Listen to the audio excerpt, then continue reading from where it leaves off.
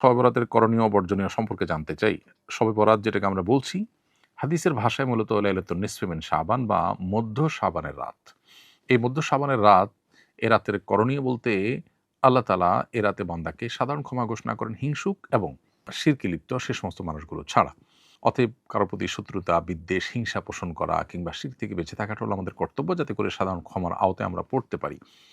এ রাতে সারা রাত জেগে নামাজ পড়ার জন্য স্পেশাল বা বিশেষ কোনো নির্দেশনা, কোনো বিশুদ্ধ হাদিস দ্বারা প্রমাণিত হয়নি। তবে এ রাতের ফজিলত সম্পর্কিত আরও বিভিন্ন হাদিস বর্ণিত হয়েছে, যেগুলো বেশিরভাগই দঈফ।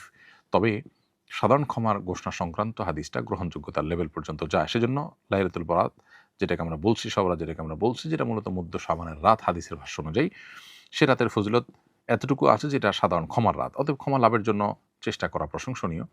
কিন্তু এর বাইরে মন গড়া অনেক বিষয় আছে যেগুলো এই রাতকে ঘিরে আমাদের সমাজে হয়ে থাকে। হালুয়া রুটি থেকে নিয়ে পটকা ফুটানো, আতশবাজি করা, অনেক দিনই প্রতিষ্ঠান আলোকসজ্জা করা হয়। এগুলো আমাদের কালচারের সাথে মিশে গেছে। যদিও কোরআন হাদিসে এগুলো করার জন্য কোনো নির্দেশনা আমাদেরকে দেওয়া হয়নি। এগুলোকে ইবাদত মনে করে আমাদের করা উচিত হবে না। কারণ বিদআতের যে কনসেপ্ট শরীয়তের, সেই কনসেপ্টের আলোকে এগুলো আমরা করতে পারি না। বরং আমরা আল্লাহর কাছে সাধারণ ক্ষমা লাভের জন্য চেষ্টা করতে পারি। জাস্ট এটুকু। ২ জন জামাতে পাশাপাশি দাঁড়িয়েছে। নামাজরত অবস্থায় তৃতীয় কেউ অংশগ্রহণ করলে তখন কিভাবে ও কোথায় দাঁড়াবে? খুবই সুন্দর এবং অত্যন্ত প্রয়োজনীয় একটি প্রশ্ন। আমাদের সমাজে প্রায় এ ধরনের পরিস্থিতির মুখোমুখি আমাদের হতে হয়। আপনারা দুজন মিলে জামাতে সালাত আদায় শুরু করেছেন। একজন ইমাম, আরেকজন তার পাশে ডান পাশে দাঁড়িয়ে মুক্তাদি হয়ে জামাত শুরু করেছেন। এর মধ্যে তৃতীয় কোনো ব্যক্তি যদি এসে আপনাদের সাথে জয়েন করতে চান, তাহলে সেক্ষেত্রে তিনি এসে ইমামের গায়ে হাতে আলতো করে টাচ করবেন, বা কোনোভাবে ইমাম যখন নিশ্চিত হবেন যে হ্যাঁ, আরেকজন আমাদের সাথে এখন জয়েন করতে যাচ্ছে, তাহলে সেক্ষেত্রে ইমাম সাহেব সামনে জায়গা থাকলে সোজা সামনে চলে যাবেন। আর ওই ভদ্রলোক যিনি পরে এসছেন তিনি মুক্তাদির পাশে দাঁড়িয়ে যাবেন। আর যদি ইমাম সাহেবের জন্য সামনে যাওয়ার মতো জায়গা না থাকে, তাহলে সেক্ষেত্রে যে মুক্তাদি আছেন তাকে আলতোভাবে ধরে পেছনের দিকে টান দিবেন, অথবা ইশারা দিবেন যেন তিনি পেছনের দিকে চলে আসেন। তিনি পেছনে বরাবর চলে আসবেন, কেবলার দিকে যে তার বডি আছে সেটা যেন এদিক সেদিক না হয়ে যায়। হালকা এদিক সেদিক হলে সমস্যা নেই, তিনি বরাবর পেছনে আসবেন।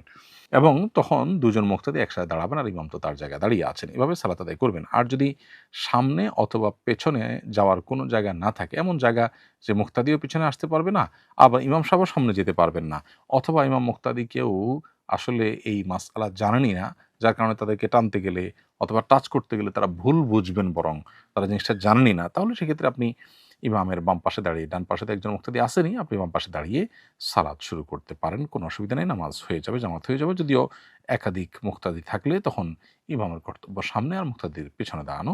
কিন্তু কোনো কারণে পাশাপাশি দাঁড়িয়ে সালাত আদায় করলেও সেটা হয়ে যাবে, কারণ এই সামনে পিছিয়ে করে দাঁড়িয়ে নামাজ আদায় করার বিষয়টা ফরজ কিংবা ওয়াজিব লেভেলের বিষয় না, এটা সুন্নাহ পর্যায়ের জিনিস। বিধায় এটা করতে পারলে ভালো, কোনো কারণে না করা গেলেও নামাজ হয়ে যাবে। অবন্টিত উত্তরাধিকারের টাকার জাকাত কে দিবে? বাবা, মা বা যে কোনো মানুষ মারা যাওয়ার পর তার যে সম্পদ তিনি রেখে যান, এটা তো ওয়ারিসদের হক হয়ে যায়। এখন প্রশ্ন হলো, ওয়ারিসদের কাছে বন্টন করে বুঝিয়ে দেওয়ার আগ পর্যন্ত এই সম্পদটা জাকাত কে দিবে? এই প্রশ্ন উত্তর হলো, বন্টন করবার আগে যেহেতু কেউ আসলে পরিপূর্ণ মালিকানা বুঝে পায় না। ধরুন আমার বাবা মারা গেলেন, আমার বাবার সম্পদে আমরা ভাই বোন যা যা পাওয়ার কথা সেটা আমরা বুঝে পাওয়ার আগ পর্যন্ত, বুঝে নেওয়ার আগ পর্যন্ত আমাদের মালিকানা চূড়ান্ত হয় না, মালিকানা পূর্ণাঙ্গতা পায় না। যেহেতু মালিকানা পূর্ণাঙ্গতা পায় না, যার কারণে এখানে আমাদের এই সম্পদের জাকাত আমাদের উপরে বর্তায় না। আমরা যখন এটাকে বুঝে নিব, মালিকানা পূর্ণাঙ্গতা পাবে, তখন আমাদের উপরে জাকাত বর্তাবে। এখন প্রশ্ন হলো, তাহলে যতদিন বন্টন হবে না ততদিন পর্যন্ত জাকাতকে দিব? তো হলো না, এটা জাকাত কারোর উপরে বর্তাবে না, কারণ মৃত ব্যক্তি যিনি, তার উপর তো জাকাত আসে না, মৃত ব্যক্তির উপর কোনো বিধান প্রযোজ্য হয় না। আবার দ্বিতীয়ত হলো, মৃত ব্যক্তি এটার মালিকও না। এদিকে আমরা যারা ওয়ারিসরা আছি, আমরা কেউ বুঝে পাই নাই, এজন্য আমাদের কারোর জাকাতও আসবে না। এজন্য মানুষ মারা যাওয়ার পর উত্তরাধিকার সম্পদ দ্রুততার সাথে বন্টন করে ফেলা উচিত। এটার বহুবিধ উপকারিতা আছে, গরিবের হক এখানে আছে, সেটা যেমন দেওয়া হয় তেমনিভাবে, কারণ মৃত্যুর পর আত্মীয় স্বজনের মধ্যে বা ওয়ারিসদের মধ্যে কেউ প্রভাব খাটিয়ে সেখানে জবরদখল করা, এক অংশ দখল করে ফেলা, এই জাতীয় অনাচারগুলোর রাস্তা বন্ধ হয়ে আসে বা সীমিত হয়ে আসে যদি আমরা এই জাতীয় ব্যবস্থা রাখতে পারি। অর্থাৎ উত্তরাধিকারের টাকা, উত্তরাধিকারের সম্পদ, এটা যদি আমরা দ্রুত বন্টন করতে পারি। এই জন্য কারণ মানুষের মৃত্যুর পর তার উত্তরাধিকার বন্টন করার ক্ষেত্রে বিলম্ব যথাসম্ভব না করা উচিত। যদি বিলম্ব করা হয়, তাহলে তার জাকাত উত্তরাধিকারদের উপর আনুপাতিক হারে বর্তায় না, কারণ তারা এখনো বুঝে পাননি। যেদিন বুঝে পাবেন তারপর থেকে তাদের উপরে বর্তাবে। আত্মীয় ব্ল্যাক ম্যাজিক করে তার দাওয়াতে গেলে খাবারে কিছু মেশাতে পারে, এমত অবস্থায় তার দাওয়াত গ্রহণ না করলে কি গুনাহ হবে? আপনার আত্মীয় খাবারের মধ্যে কিছু মেশাতে পারে, এটা যদি জোরালো সম্ভাবনা থাকে, প্রকট সম্ভাবনা থাকে এবং এটা যদি কোনো অহেতুক সংশয় সন্দেহের বিষয় না হয়, তাহলে সেক্ষেত্রে আপনার আত্মীয়ের দাওয়াতে আপনার যাওয়া উচিত। আর যদি মনে হয় যে না, এটি নিছকই সংশয় সন্দেহ নয়, বরং এটি জোরালো সন্দেহের জায়গা তৈরি করেছে বা সম্ভাবনা আছে, তাহলে সেক্ষেত্রে আপনি নিজের ক্ষতি করে আত্মীয়স্বজনের খাবার খেতে যাওয়া বা তার দাওয়াত খেতে যাওয়া বা তার সাথে মিশতে যাওয়া, এটা আপনার জন্য আবশ্যক নয়। নিজে ক্ষতিগ্রস্ত হয়ে আরেকজনের সাথে সৌজন্যতা রক্ষা করার নির্দেশ ইসলাম আমাদেরকে দেয়নি। তবে যেটি বলেছি যে অনেক সময় এই জাতীয় ইস্যুতে আমাদের অহেতুক শুধু ধারণা হয়ে থাকে, যেটার কোনো ভিত্তি নেই। তবে এর বিপরীতটাও অনেকের ক্ষেত্রে আছে যে আত্মীয়স্বজন আসলেই ক্ষতিগ্রস্ত করার চেষ্টা করে অনেক সময়। নির্বাচনের প্রচার করতে গিয়ে প্রার্থীরা জনদুর্ভোগ সৃষ্টি করছেন। জনদুর্ভোগকারী প্রার্থীকে ভোট দিলে কি গুনাহ হবে? নির্বাচনী প্রচার প্রচারণা করতে গিয়ে প্রার্থীরা কম বেশি মানুষের জনদুর্ভোগ সৃষ্টি করেন। এর বাইরে কেউ আছেন বলেই মনে করি না। এটা বর্তমান সিস্টেমের ত্রুটি। যে সিস্টেমটাকে আমরা ওহির মতো জ্ঞান করে নিয়েছি আর মনে করেছি এটাই বোধহয় মানবতার সমাধান, সেই সিস্টেমের বহু ত্রুটি আমরা হজম করতে হবে। এ ব্যাপারে আসলে তেমন কিছু করার নেই। কেউ হয়তো কম দুর্ভোগ সৃষ্টি করেন, কেউ হয়তো বেশি করেন। কেউ হয়তো চেষ্টা করেন একটু দুর্ভোগ কমানোর, কারোর হয়তো সেই চেষ্টাটা নাই। আমাদের কর্তব্য হলো আমাদের সাধ্য অনুযায়ী তুলনামূলক মন্দের ভালো বা যারা আছেন এদের মধ্যে তুলনামূলক ভালো যিনি, অপেক্ষাকৃত ভালো যিনি, তাকে নির্বাচন করতে ভোট দেওয়া। এটা আমাদের কর্তব্য। এরপর তিনি যে জনদুর্ভোগ সৃষ্টি করেছেন প্রচার প্রচারণা করতে গিয়ে, সেজন্য দায়ভার ভোটার উপর আসবে না। কারণ ভোটার তাকে এটা করতে বলেননি বা কোনোভাবে প্রত্যক্ষ পরোক্ষভাবে হেল্পও করেননি। কিন্তু তার উচিত জনদুর্ভোগ সৃষ্টি যেন না হয় বা কম হয় সেই চেষ্টা করা এবং সেই পথ বের করা। আমরা এর আগে বলেছি যে প্রার্থীরা চাইলে কিন্তু প্রচারণার ভিন্ন ধারা শুরু করতে পারেন, যেটি হয়তো ভোটারদেরকেও অ্যাট্রাক্ট করবে, আবার একই সাথে মানুষের দুর্ভোগ এর রাস্তা কমবে।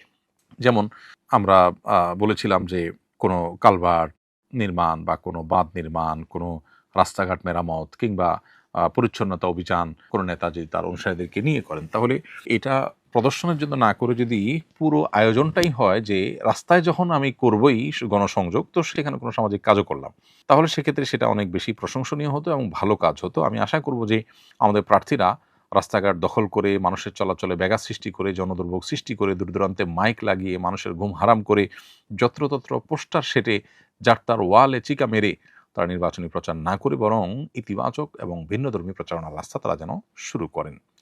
প্রার্থী দেখে ভোট দেওয়া উচিত নাকি দল দেখে? আপনার মতামত জানতে চাই। এক কথা উত্তর দেওয়া কঠিন এত সংক্ষিপ্ত প্রশ্নের। কারণ মূলত আমরা প্রার্থীর যোগ্যতা, যথার্থতা এগুলো দেখব। পাশাপাশি এই প্রার্থী যে দলকে রিপ্রেজেন্ট করে, সেই দল, সে মার্কা, সেটাও আমাদের দেখবার বিষয় আছে। কারণ এই ব্যক্তির সাথে যদি দলের সম্পর্ক থাকে, তাহলে সেক্ষেত্রে তার দল ভালো করবে না মন্দ করবে, আমার আল্লাহর কাছে জবাবদিহিতার জায়গা থেকে তাদেরকে ভোট দেওয়ার কারণে আমি কোনো প্রকার ধরা খাবো কিনা, এই বিষয়গুলো অনেক গুরুত্বপূর্ণ। অতএব সেরকম বিষয় যদি থাকে তাহলে সেটা বিবেচনা রাখতে হবে। এমনিতে তো মৌলিকভাবে আমরা প্রার্থী দেখে বিবেচনা করে ভোট দেওয়ার চেষ্টা করব। বিশেষ করে প্রার্থী যদি মনে হয় যে তাকে ভোট দিলে তিনি জিতবেন না, তারপরেও তিনি যদি যোগ্য হন, আমার কাজ তাকে ভোট দেওয়া, আমার কাজ তাকে জেতানো নয়। সো আমি সর্বোচ্চ ভালো মানুষটাকে খুঁজে বের করে আমি তাকে আমার মতামত দেওয়া, এটা সাক্ষ্য দেওয়ার মতো। সো আমি কারো পক্ষে সাক্ষ্য দিলে সে জিতবে কিনা এটা আমার দেখার বিষয় না। বিষয় হলো আমার সত্য সাক্ষ্যটা দেওয়া। এটা ব্যক্তি হোক, দল হোক, উভয়